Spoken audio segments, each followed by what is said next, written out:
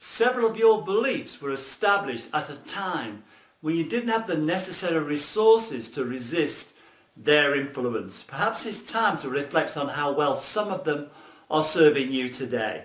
Hi, I'm Mike Lally of KnowYourMind.com. Welcome to part 5 of How to Change Beliefs.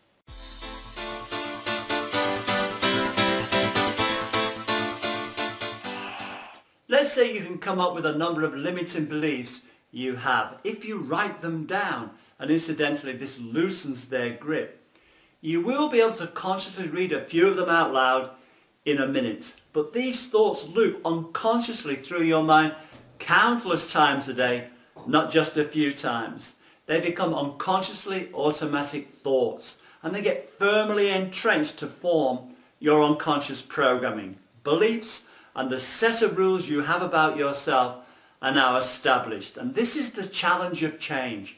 And change essentially begins with an assessment of the rules you have about yourself, your beliefs. Why is it such a struggle to change a belief? Well, the second law of thermodynamics states that all things, if left to themselves, tend towards increased entropy. And this leads to the disorganization of a system. The second law asserts that all of nature is on a one-way ticket to disorder and decay. However, the notion of entropy is slippery. It's next to impossible to pin it down as a measure of disorder in a person. Everywhere in nature you see patterns. Some are orderly, some disorderly. Nature reveals numerous instances of disorganization and decay, but there's also always growth. Nature through the seasons alone is a measure of this. Now, living cell is a self-organizing structure, a self-organizing system. And this perhaps explains why interventions such as emotional freedom technique, tapping, can be highly effective. Epigenetic medicine is definitely more popular today.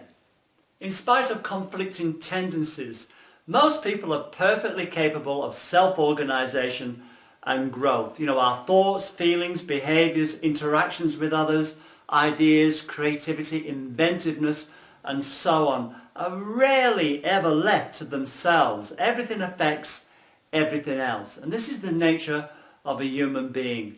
Empowering beliefs and limiting beliefs are bound together. In many of us, they become inseparable. So if your beliefs become your rules, why not reassess their value? It's your rule book. It belongs to you, and only you can change it. Just go ahead and consider one of your limiting beliefs. Check its true validity in your life right now. If you decide it's outlived its usefulness, you are primed for change. I mentioned in the previous part that you can use a reframe to challenge a limiting belief. Well, a more powerful way of challenging a limiting belief using reframes is to combine several statements with a simple linking mechanism. Just play around with your own statements and come up with a challenge that combines several reframes. I'll bring up the first 5 again and come up with something. You can play around with similar ideas. How tough can it be to alter just one belief?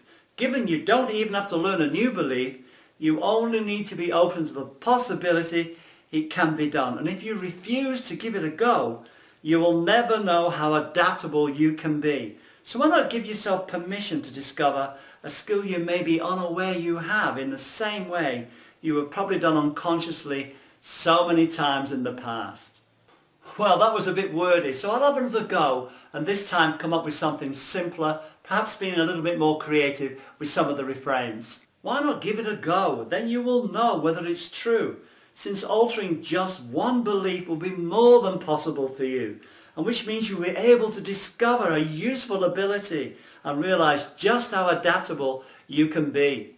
After combining a few reframes, a person's conscious mind tends to get overloaded and they tend to give up trying to process the information consciously. And in this state, a person's unconscious mind will simply absorb the information. They're far more likely to take action. So that completes this part. Thanks for watching. If you can, visit my website KnowYourMind.com. Let me know where I can send you some information I believe will be of benefit to you.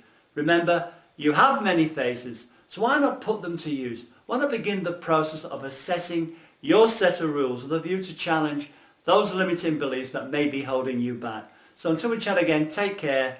Cheerio for now.